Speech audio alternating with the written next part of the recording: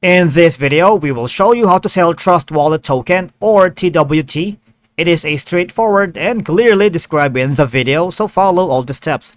But before we dive into all of it, make sure you hit the subscribe button below and ring the notification bell so you never miss out on our latest content. So let's begin.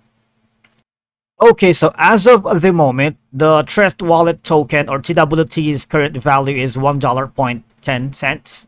Alright, so you can actually do this here, but I have a simpler method for us to sell our Trust Wallet Token or TWT, which is, so go here at CoinSpot. This is the simplest form of way to sell your Trust Wallet Token or TWT. You're gonna simply enter the amount of Trust Wallet Token or the equivalent, say for example here. Enter any amount, right? And the corresponding TWT amount will be shown here as well. Of course, simply gonna click confirm and sell, but you need to sign in to this CoinSpot account, right? And that's it.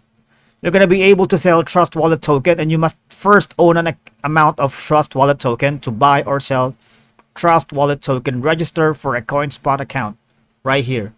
Okay? And that's it for today's video, guys. Thank you so much for watching. We will see you again in the next video.